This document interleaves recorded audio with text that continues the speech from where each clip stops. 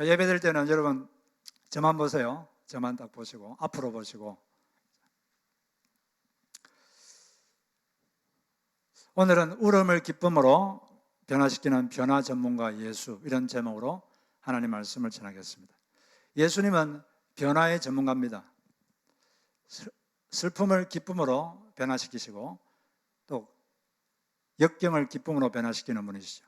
그 당시 교회가 스데반의 죽음으로 그리고 연이어 일어난 박해로 큰 고통을 당했습니다. 그래서 8장 1절로 3절에 있는 단어들은 보면 죽임 당함, 큰 박해, 흩어짐, 크게 옥에 가둠, 교회를 참멸한 이런 어두운 단어들이 많은데 조금 있다가 바로 곧이어서 나타나는 분위기가 확 바뀌어요.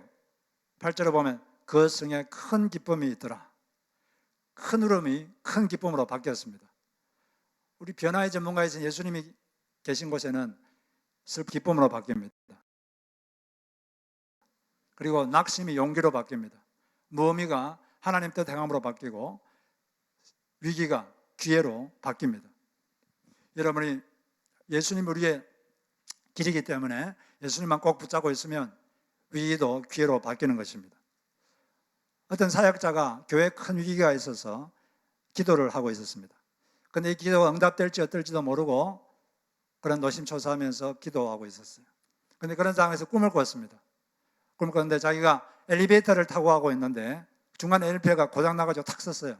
엘리베이터가 아래로 내려오지도 않고 앞으로 가지도 못하고 뒤로 가지도 못하고 그냥 꽉 막혀 있었어요. 그때 갑자기 예수님이 그 엘리베이터 안에 탁 나타나셨습니다. 그러면서 하시는 말씀이 내가 여기 있잖아. 그러니까 예수님께 아니 예수님이 계시면 왜요? 지금 오도 가도 못하고 길이 딱 막혔는데. 그러자 주님이 말씀하셨습니다. 성경에서 뭐라고 했느냐? 내가 길이라고 하지 않았느냐? 나를 꽉 붙잡아라. 그래서 예수님을 꽉 붙잡았어요. 그랬더니 갑자기 엘리베이터 밖에 딱 나와 있는 거예요.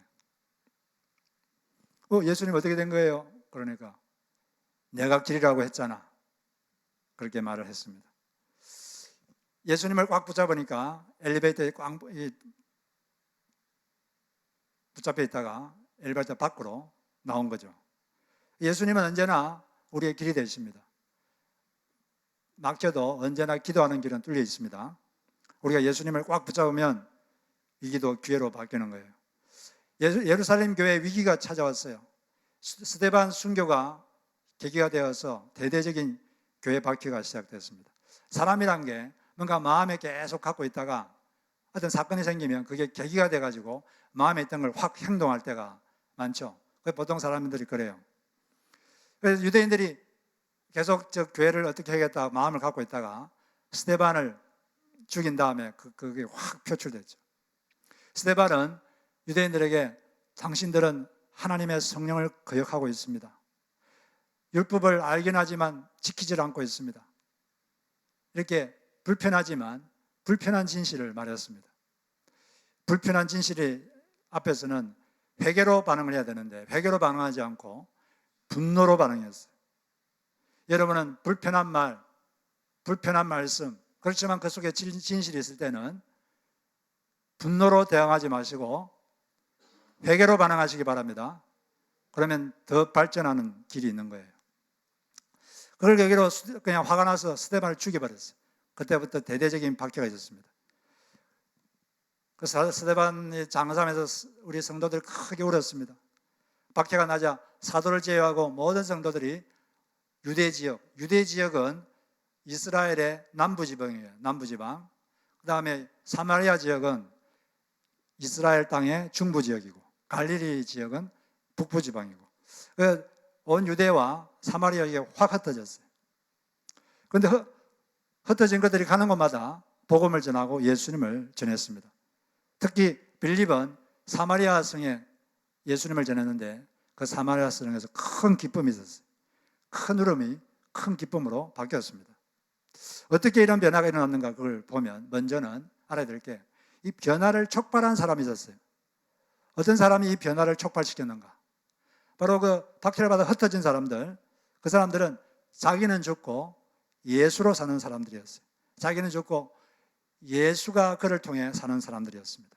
즉 다른 말로 하면 먹고 사는 문제에 함몰되지 않고 어디서든 예수를 퍼뜨린 사람들입니다. 그들이 있었기 때문에 그런 일이 생긴 것입니다. 그들은 예수 충만했어요. 예수 충만이고 성령 충만이죠. 성령 충만이 예수 충만이고 예수님이 충만했기 때문에 예수님이 그들을 통해서 사셨던 것입니다. 사람이 예수님이 그 안에 충만히 가하면 환경이 좀 좋아진다고 들뜨거나 나빠진다고 낙담하는 게 아니라 예수님이 안에서 기뻐하면 기뻐하고 예수님이 슬퍼하면 슬퍼하는 그런 사람이 되는 것입니다. 그리고 예수께서 그들을 통해서 사시기 때문에 예수 그리스도의 그런 마음을 알고 그런 마음대로 사시는 거죠. 그 당시 성도들이 흩어졌는데 그들은 사마리아에 여행 간 게 아닙니다. 여행 갔습니까? 도망갔습니까? 도망간 거예요. 피난 간 거죠. 전쟁이 나면 피난을 가죠. 피난 간 사람들, 도망간 사람들이 제일 큰 관심이 뭐겠어요? 갑자기 도망갔어요. 가지고 온 것도 없고 제일 큰 관심은 어디서 먹을까? 어디서 잘까? 그게 제일 큰 관심입니다. 내일은 어디서 자야 되나? 뭘 먹어야 되나? 그러지 않겠습니까? 평소에도 먹고 사는 문제는 간단한 문제가 아닙니다. 쉽지가 않습니다. 열심히 일해도 먹고 사는 문제는 그렇게 쉬운 일이 아니라는 것을 우리는 다 알고 있습니다. 그런데 그 당시는 상황이 더 급박했어요. 지금 도망다니는 신세였어요. 그러니까 당연히 보통 사람 같으면 어떻게 먹고 살까? 먹고 사는 문제에 완전히 관심이 집중되어 있을 겁니다. 그런데 그렇게 한다고 비난하는 사람도 없어요. 당연한 것입니다. 그럼에도 불구하고 이 박해를 받아서 사마리아와 온 유대에 흩어지던 그 사람들은 먹고 사는 문제가 아니라 말씀을 먹이는데 더 관심을 가졌습니다. 4절에 보니까 그 흩어진 사람들이 두루다니며 복음의 말씀을 전하니라. 내가 지금 내 주변에 있는 사람들이 어떻게 말씀을 먹일까? 어떻게 예수를 먹일까? 그게 그들의 관심이었습니다. 자기는 죽고 예수를 통해 사는 사람은 예수가 그를 통해 사는 사람은 먹고 사는 문제에 묶이지 않습니다. 물론 생업에 최선을 다합니다. 그게 간단한 문제가 아니기 때문에. 그럼에도 불구하고 그게 매이지 않습니다. 그의 관심은 어디서든지 말씀을 먹이고 예수를 먹이는 것. 그게 주요 관심이죠. 우리의 영혼이 몸 안에 들어있어요. 이 몸이란 건 껍데기입니다. 그 껍데기 안에 들어있는 영혼이 중요한 거예요. 영혼이 예수를 만나고 하나님의 뜻을 행하고 하나님과 동행하는 이게 더 중요한 것입니다. 그런데 현대 문명은 가면 갈수록 사람들이 껍데기에 치중하는 그런 분위기가 가고 있습니다. 현대 문명은 계속 사람들에게 껍데기, 내 몸, 크게만 계속 신경을 쓰게 해요. 그 안에 있는 영혼에 대해서는 덜 관심을 가지게 하고 어떻게 하면 더 좋은 것 들고 다닐까? 어떻게 하면 더 안전을 내가 보호받을 수 있을까? 어떻게 하면 더 편안하게 살 수 있을까? 어떻게 하면 더 재미있게 내가 몸을 누릴까? 그게 온통 다 관심이 가고 있는 게 사실입니다. 그래서 이 현대 문명은 영혼에는 묘지예요. 많은 사람들이 두려움의 근원을 따져보면 먹고 사는 문제입니다. 지금은 괜찮은데 내일은 어떨까? 내일도 먹고 사는데 지장 없을까? 지금은 괜찮은데 10년 후는 괜찮을까? 그때 혹시 먹을 게 없어서 내가 홈리스는 되지 않을까? 지금은 괜찮은데 내 노후는 어떨까? 그때는 괜찮을까? 그런 생각이 있습니다. 많은 두려움의 뿌리가 먹고 사는 문제예요. 자기의 많은 염려, 근심을 추적해 보면 그 뿌리에는 먹고 사는 두려움이 자리 잡고 있습니다. 그게 사실입니다. 박해로 인해서 갑자기 도망간 사람들은 당연히 그런 것 때문에 두려움이 있지 않겠습니까? 없는 게 이상하죠. 그렇지만 그들은 예수가 충만했기 때문에 그들 안에 예수 그리스도의 말씀이 충만했습니다.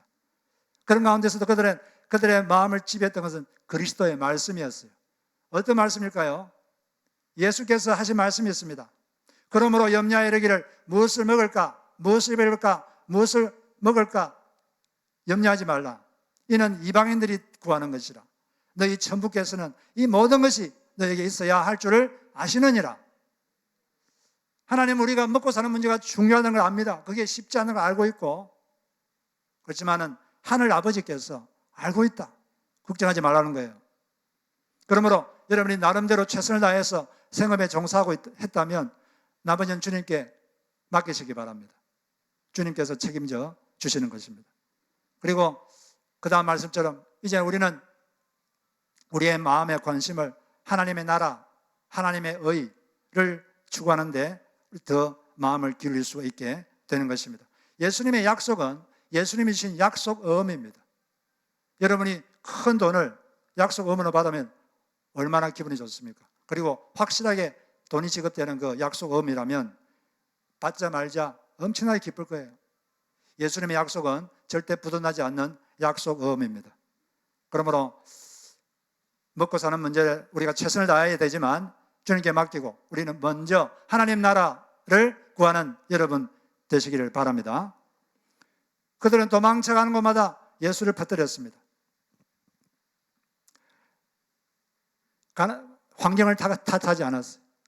예수가 충만하면 환경을 탓하지 않고 있는 곳 거기에서 예수를 먹이고 말씀을 먹이는 것입니다. 직장에 가면은 직장 전도를 하고 동호회에 가면은 동호회 전도를 합니다. 가는 곳마다 예수를 퍼뜨리고 말씀을 퍼뜨리는 게 예수 충만한 사람들의 제일 관심이 되는 것입니다. 그럴 때 하나님은 여러분 모든 문제를 먹고 사는 문제를 책임져 주시는 것입니다. 그 말씀을 믿으시기 바랍니다. 걱정하지 마세요.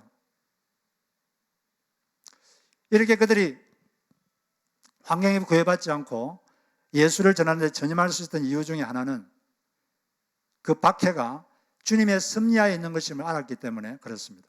예수님께서 부활하신 다음에 약 며칠 동안 사시다가 성천하셨죠. 40일 동안 계셨죠. 그때 앞으로 어떤 일이 있을지 예수님께서 예언한 적이 있어요. 예고를 하신 거죠. 이렇게 예고하셨습니다. 오직 성령이 너에게 마시면 너희가 권능을 받고 예루살렘과 온 유대와 사마리아와 땅까지 이르러 내 증인이 될 것이다. 그렇게 예고를 하셨어요. 그래서 온 유대와 사마리아에 지금 도망갔던 사람들이 가만히 생각해 보니까 이게 예수님의 계획대로 된 것에 불과하구나. 예수님의 예언대로 된 것에 불과하구나. 우리가 유대와 사마리아로 퍼져가야 되는데 가만히 그냥 여기가 좋습니다 하고 안주하고 있으니까 예수님이 그렇게 몰아가신 거구나. 그걸 깨달았어요. 하나님의 보이지 않는 섭리의 손길을 깨달은 거죠. 그러니까 더욱더 먹고 사는 문제는 주님이 책임지시겠구나 하고 더 말씀을 퍼뜨리고 예수를 퍼뜨리는데 전념할 수 있게 된 것입니다. 성령님은 종종 우리가 있어야 할 곳에 있도록 하기 위해 환경으로 몰아가실 때가 있습니다. 우리가 있어야 할 곳, 그곳에 있도록 하기 위해서 우리가 어쩔 수 없이 그곳에 가도록 하는 환경의 인도하심, 그런 게 있는 거예요. 그걸 환경을 통한 인도하심이다 이렇게 말합니다. 나는 원치 않은데 어쩔 수 없이 가게 되는 그런 경우가 있습니다. 요셉은 이집트로 가기 싫었어요. 그것도 노예로 팔려가는 건 너무 싫었습니다. 그걸 왜 원하겠어요? 그런데 형님들의 시기심 때문에 노예로 갔습니다.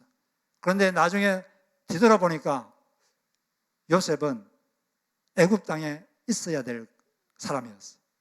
애굽에 바로 있어야 할 장소였습니다. 그래서 하나님께서는 환경을 통해서 그렇게 몰아가신 거죠. 하나님은 물론 악을 조장하지는 않습니다. 그러나 악을 조장하지 않으면서 인간의 자유의 의지를 무시하지도 않으면서도 신비로운 방식으로 하나님의 계획을 이루어 가시는 것입니다. 초대교회 성도들도 박해가 일어나서 어쩔 수 없이 간 거예요. 사마리아로 가고 유대로 가고. 근데 그곳이 바로 그들이 있어야 될 곳이었습니다. 여러분들이 원치 않은데 어쩔 수 없이 원치 않은 상황에 처했다면 거기에 하나님이 보이지 않는 손길이 있다는 것을 아시기를 바랍니다. 우리는 먹고 사는 문제에 최선을 다하지만 주님의 약속에 딱 맡겨버리고 있는 곳에서 예수를 사람들에게 먹이고 말씀을 먹이는데 그것에 여러분 신경을 쓰시기 바랍니다. 그럴 때 기쁨이 확산되고 천국이 우리를 통해서 확장되게 되는 것입니다. 그러면 이 사람들에게 그 흩어졌던 사람들이 예수를 전하고 말씀을 전했는데 그들에게 큰 기쁨이 있었어요. 왜 기쁨이 있었을까? 바로 그들이 만난 예수님 때문입니다. 4절 5절을 보면 그들이 전한 것은 다른 게 아니라 복음의 말씀을 전했고 그리스도를 전했어요. 그러면 그리스도를 만나면 왜 사람들이 기뻐할까요? 왜 기쁨이 생길까요? 크게 두 가지가 있는 이유가 있는데, 먼저는 복음 안에 있는 하나님의 사랑을 깨닫고 감격했기 때문에 그런 것입니다. 복음을 깨달았다 이 말은 복음에 나타난 하나님의 사랑을 깨달았다는 말씀입니다. 이 천지를 창조하신 하나님이 나를 사랑하시는구나, 그걸 딱 깨달을 때 나를, 천지 창조주 그분이 나를 좋아하시는구나, 그걸 딱 깨달으면 마음에 기쁨이 생기죠. 내가 부족한 게 많은데, 잘못한 것도 많은데 하나님이 나를 좋아하시는구나, 나를 사랑하시는구나, 나를 위해서 목숨 바쳤구나, 그걸 알면 마음에 기쁨이 생기는 거예요. 어떤 믿음 좋은 사역자가 다른 사람에게서 몹시 기분 상한 일을 당했습니다. 그래서 몹시 분했어요. 분해가지고 하나님께 일러 바쳤습니다. 하나님, 그 사람이 제게 이러이러한 일을 했습니다. 너무 분합니다. 이렇게 하나님께 있는 그대로 감정을 말씀드렸어요. 그러자 하나님께서 이렇게 말씀하셨습니다. 난 그 사람을 위해 목숨을 바쳤다. 너무 자기 화나 있는 그 사람을 위해서 목숨을 바쳤대요. 그 황송한 말씀을 듣고 나니까 그 분노의 감정이 그냥 정리가 되어 버렸습니다. 복음이란 건 나 같은 죄인을 위해서 하나님이 목숨을 바쳤다는 거죠. 그걸 깨달으면 기쁨이 생기고 또 자신의 가치를 새롭게 알게 됩니다. 아주 귀한 분이, 귀한 존재가 자기를 사랑해주면 자기의 가치에 대해서 자기가 새롭게 알게 되고, 내가 귀한 존재구나, 이러는 것을 느끼게 돼요. 많은 사람들이 자기 자신에 대해서 불만이 있고 열등감이 있고 심해지면 자학하고 자기를 싫어하고 그런 사람들이 이 세상에 제법 있습니다.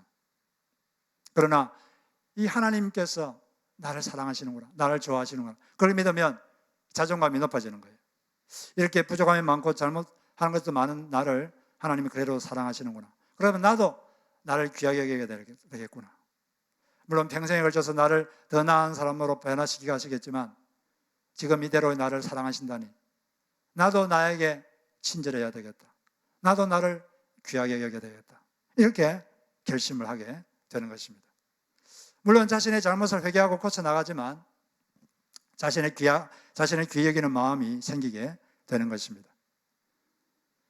자신의 부족함, 또 자기가 잘못한 것, 여기에 계속 집중하는 게 아니라, 그것 때문에 계속 열등감에 빠지고 괴로워하고 그런 게 아니라, 그런 것도 생각하지만 더 집중하는 건 내가 그래도 잘한 일, 나의 좋은 점, 그런 걸 생각하면서 자기 자신을 더 귀하게 여기게 되는 거예요. 우리 각자는 잘못한 것도 있지만 잘하는 일이 훨씬 많아요. 그걸 보면서 여러분 자기 자신을 칭찬해 주시고 자기 자신에게 친절하게 대하시기 바랍니다. 자기를 잘 대하세요. 우리는 다른 사람을 대할 때도 그 사람의 나쁜 점보다는 좋은 점을 보면서 칭찬하려고 우리는 애를 씁니다. 마찬가지로 자기 자신에 대해서도 자꾸 부족한 것만 자꾸 보려고 그러고 그러지 말고 좋은 점이 되게 많거든요, 여러분. 또 잘한 것도 많잖아요. 그걸 보면서 자기를 귀하게 여기고 또 자기에게 친절하고 자기를 따뜻하게 여러분 대하시기 바랍니다. 그리고 난 제대로 하는 게 없어, 이런 게 아니라 나를 사랑하는 주님이 나를 돕고 계시니 나는 이 일을 잘 감당할 수 있다, 이렇게 생각하시길 바랍니다. 지나친 자존감은 교만이 되지만 건강한 자존감은 꼭 필요한 것입니다. 이처럼 하나님의 사랑을 깨닫고 여러분 자기 자신의 가치를 깨닫고 그렇게 되면 마음에 기쁨이 생기게 되는 거예요. 두 번째로 우리가 주님 예수를 만나면 기쁨이 생긴 이유는 예수님께서 얽매인 것을 풀어주기 때문에 그렇습니다. 주님은 우리에게 해방자로 오셨어요. 해방자는 풀어주는 거죠. 얽매인 것들을 풀어주기 위해서 그분이 오셨습니다. 7절에 보니까 사마리아 사람들 중에 많은 사람들이 더러운 귀신들이 붙어 있었다, 이렇게 말했어요. 많은 사람들이라고 그랬죠. 작은 사람이 아니라 많은 사람들. 많은 사람들이 귀신이 붙어 있었어요. 악령이. 그걸 예수님께서 그 악령을 그들과 분리시켜 줬습니다. 그들을 쫓아낸 거죠. 그러자 그들에게 큰 기쁨이 있었습니다. 요사이도 우리는 모르지만 악한 영들에 의해서 고통을 받는 사람이 많아요. 예수께서는 그런 악한 영의 그런 묶임을 풀어주시는 분이십니다. 요한일서 3장 8절에 보면 죄를 짓는 자는 마귀에게 속하나니 마귀는 처음부터 범죄함이라. 하나님의 아들이 나타나신 이유는 마귀의 일을 멸하려 하심이라. 마귀는 범죄하는 사람인데, 범죄하는 존재인데 예수님이 오신 것은 마귀의 일을 멸하기 위해서 왔다. 마귀의 일은 뭡니까? 마귀가 하는 일은 많아요. 질병도 주기도 하고 고통을 주기도 하지만 그 중에 중요한 주 업무가 죄를 짓게 하는 거예요. 마귀가 하는 일은 죄를 짓게 하는 겁니다. 그거 죄에 또 묶이도록. 사람들은 재미있게 살려고 죄를 짓는데 재미가 오는 게 아니라 재앙이 오죠. 많은 사람들이 죄에 묶여 있어요. 예수님께서 오신 것은 그 일을 멸하고 범죄하지 않도록 하기 위해서 오신 것입니다. 그 죄의 소리를 풀어주시려고. 마귀에게 잡힐 때 나타나는 대표적인 증상이 교만과 불순종이에요. 그게 죄의 근본입니다. 교만하고 불순종하면 하나님의 보호를 못 받습니다. 마귀의 특징이 교만과 불순종인데 마귀는 천사장으로 하나님이 가장 귀하게 만든 존재인데 교만해져가지고 내가 하나님과 비교해보겠다 해가지고 마귀가 됐고 또 하나님께 불순종해서 천사장이 마귀가 되어버리고 말았어요. 어떤 사람들은 보면은 난 기질적으로 들이받는 기질이야. 난 방골 기질이야. 이렇게 말하는 사람이 있는데 그건 좋은 게 아닙니다. 그건 반드시 고쳐야 돼요. 그러지 않으면 큰 고통이 그 인생에 찾아오게 되는 것입니다. 예수를 만나면 사람이 겸손의 왕 예수를 만나면 사람이 겸손해져요. 그리고 겸손해지면 순종하는 사람이 됩니다. 겸손이 순종의 뿌리이기 때문에 그런 거죠. 이렇게 교만과 불순종에서 겸손과 순종의 사람이 되면 하나님의 보호를 강력하게 받고 하나님의 능력을 강력하게 받게 되는 것입니다. 그렇기 때문에 주님을 믿는다 그러면서 교만하거나 불순종하면 여전히 하나님의 보호의 손그늘을 벗어나게 됩니다. 보호받지를 못해요. 우리는 예수를 만나서 더욱 겸손하게 더 순종하는 사람으로 변해가야 되는 것입니다. 그렇게 될 때 하나님의 보호는 더 강력해지고 하나님의 능력은 여러분 삶에 더 강력하게 나타나게 되는 것입니다. 이 사람이 겸손할 줄 알아야 돼요. 마땅히 자기가 순종할 사람이 누군 줄 알고 순종할 줄 알아야 됩니다. 회사에서도 자기 윗사람에게 순종해야 돼요. 어딜 가나 내가 순종할 사람이 누군가 알고 순종하는 사람이 그게 하나님의 뜻입니다. 그렇게 할 때 그 사람에게 하나님의 좋은 것들이 많이 일어나는 거예요. 순종하는 사람에게 막 들이받고 그러면은 그 인생이 아주 재앙이 옵니다. 계속. 여러분 삶에 재앙이 아니라 축복이 오기를 바랍니다. 그래서 자기가 순복할 사람에게는 순복하고 그렇게 겸손하게 살면 하나님의 축복이 오는 거예요. 10대 자녀가 집이 싫다고 가출해버리면 더 이상 부모의 보호를 못 받습니다. 거리의 불량배의 밥이 되는 거죠. 우리가 겸손과 순종으로 무장할 때 하나님의 보호가 우리 가운데 더욱더 넘치게 되는 것입니다. 이 예수님께서는 이처럼 이 귀신에부터 괴로워하는 사람들을 묶음을 풀을 뿐 아니라 질병에서 묶여있는 사람들을 풀어주셨어요. 7절에 보니까 또 많은 중풍병자와 못 걷는 사람이 나으니 그 성에 큰 기쁨이 있더라.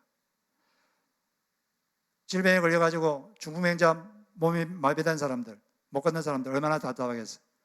그때는 차도 없는데 얼마나 답답하겠습니까? 그런데 하나님께서 그것을 풀어주셨습니다. 우리가 집중적으로 기도할 때 이런 풀림의 역사가 우리에게도 있을 줄로 믿습니다. 여러분 삶에 뭔가 묶였다 이렇게 느끼시면 뭘 해야 될까요? 빌립보서 4장 6절에서는 두 가지를 하라고 명령하고 있습니다. 아무것도 염려하지 말고 모든 일에 기도하라. 이게 주님의 명령입니다. 아무것도 염려하지 마라. 예. 튼튼한 기도의 습관을 가진 사람은 근심 걱정에서 해방되기 때문에 행복해지기가 쉽습니다. 기도하지 않는 사람은 행복하기가 힘들어요. 모든 것을 통치하신 하나님을 신뢰하지 않기 때문에 마음에서 근심 걱정이 끊어지지를 않습니다. 기도하지 않는다는 것은 영적인 숨통이 막힌 거예요. 여러분, 숨통이 막히면 못 살죠. 금방 그냥 목숨이 끊어집니다. 마찬가지로 기도를 한 것이 영혼의 숨통인데 숨통을 확 틀어막고 있으면 하나님하고 교제를 못하는 겁니다. 기도하지 않는 사람은 하나님과 교제를 안 하고 있는 거예요. 늘 기도에 숨통을 틀어놓으시길 바랍니다. 하나님하고 대화의 길을 열어놓으셔야 돼요. 그럴 때 근심 걱정이 사라지고 마음의 행복감이 더 여러분에게 쉽게 오게 되는 것입니다. 그리고 두 번째는 모든 것에 기도하라. 모든 것에 기도하라 그랬지 어떤 것은 제외하라고 하지 않았습니다. 큰 일만 기도하라, 영적 일만 기도하라 이렇게 하지 않았어요. 모든 것, 여러분이 염려되는 모든 것, 마음에 쓰이는 모든 것, 그걸 가지고 하나님한테 그냥 아뢰는 거예요. 말씀드리는 것. 기도란 건 그냥 말씀드리는 거예요. 마음에 있는 걸 그냥 말씀드리는 것. 말씀드리면 그분이 듣고 있습니다. 기도의 숨통을 절대 끊지 마시기 바랍니다.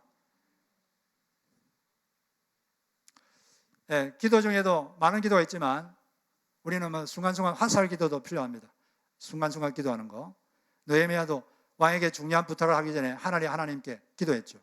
물론 그러기 전에 4개월 전에 금식 기도한 적도 있지만 그렇게 묵상 기도를 짧게 한 다음에 부탁하니까 왕이 들어주어가지고 이스라엘 총독이 되어서 이스라엘의 성벽을 완성했습니다. 그런 화살 기도도 필요하지만 때로는 집중적인 기도를 할 필요가 있습니다. 어떤 목사님이 젊을 때 탈장이 됐어요. 탈장이 돼가지고 8시간 동안 장을 끄집어 놓고 수술을 받았어요. 그 이후로 아주 장염이 심했습니다. 그래가지고 날 것을 못 먹어요. 회를 되게 좋아하는데 회를 전혀 입을 못합니다. 그리고 김치는 젓갈이 들어간 김치를 먹어야 맛있는데 젓갈이 들어간 걸 먹지를 못해요. 그것도 날 것이니까. 그런 걸 먹으면 속이 완전히 뒤집어집니다. 너무너무 고통스러워요. 입도 못 대는 거예요. 그렇게 40년을 지냈습니다. 물론 중간에 하나님 고쳐달라고 기도도 했지만 그냥 그렇게 40년이 지나갔어요. 그런데 40년이 지나간 어느 날 기도하는데 하나님께서 이렇게 기도 중에 말씀하셨다고 합니다. 그날도 그거 가지고 기도를 하고 있는데 주님께서 이렇게 말씀하셨대요. 그렇게 기도하지 말고 집중적으로 기도해라. 그것만 갖고 집중적으로 기도하라. 그렇게 말씀하셨어요. 그래서 그 말씀 듣고 1시간 넘게 한 가지만 가지고 집중적으로 기도했어요. 하나님 장염을 고쳐주세요. 하나님 장염을 고쳐주세요. 하나님 장염을 고쳐주세요. 계속 그거 가지고 1시간 넘게 집중 기도를 했어요. 1시간 넘게 기도하다 보니까 마음속에 평안이 왔습니다. 아, 하나님이 응답하셨다는 그 느낌이 들었어요. 그때부터 그 증상이 다 사라졌습니다. 회를 먹어도 속이 편하고 이제 마음껏 먹어도 되는 괜찮아졌다고 합니다. 집중 기도를 하니까 하나님께서 역사한 줄로 믿습니다. 여러분 삶에도 이런 집중 기도가 필요할 때가 있습니다. 이번에 우리가 특별 새벽 기도를 하는데 여러분 한 주간 동안 한 가지 기도를 가지고 집중 기도를 하시기 바랍니다. 여러분 속에 하나님께서 주신 그런 선한 소원이 있을 거예요. 충동과 하나님이 주신 깊은 소원, 이건 좀 다릅니다. 충동은 그냥 한두 번 기도하고 마는 거겠죠. 계속 기도하다 보면 이게 충동인지 하나님이 주신 깊은 소원인지 그걸 알게 됩니다. 분별이 되는 거죠. 하나님이 주신 그 깊은 소원 한 가지를 가지고 일주일 동안 여러분 집중 기도를 하시기 바랍니다. 집중 기도를 하면 주님께서 들어주실 것입니다. 집중 기도를 하시고 그리하여 이번 일주일 동안 응답받는 그런 특별 새벽 기도의 시간이 여러분 되시기를 바랍니다. 그리고 자기의 그런 깊은 소원을 가지고 집중 기도도 해야 되겠지만 부흥 집회를 위해서도 여러분들이 간절하게 오셔서 기도해 주시기 바라요. 우리 모든 성도들이 참여하여 성령에 사로잡히고 말씀에 사로잡히고 성령 충만한 그런 부흥 집회가 될 수 있도록, 그리고 문제가 해결되는 그런 시간 될 수 있도록 기도하시고, 또 강사님에게도 성령이 한량없이 부어주셔서 큰 은혜가 임하도록 해달라고 여러분 기도하시기 바랍니다. 그리고 이번 기회를 통해서 우리 원더풀 처치가 한 단계 도약하는 그런 시간 되도록 여러분 오셔서 기도해 주시기 바라요. 우리 예수님은 풀어주러 오셨습니다. 마귀에게 풀어서 겸손과 순종의 사람이 되기를 원하시고 온갖 것에서 풀어주러 오셨습니다.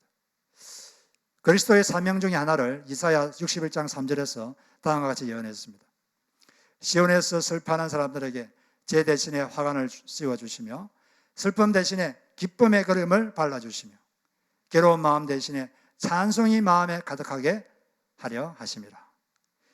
그리스도가 오신 이유는 슬퍼하는 사람이 기쁨의 화관을 씌워주기 위해서, 또 슬픔 대신에 기름을 발라주기 위해서 예수님이 오셨어요. 그리고 괴로운 마음 대신에 찬송의 마음으로 바꾸려고 예수님이 오셨습니다.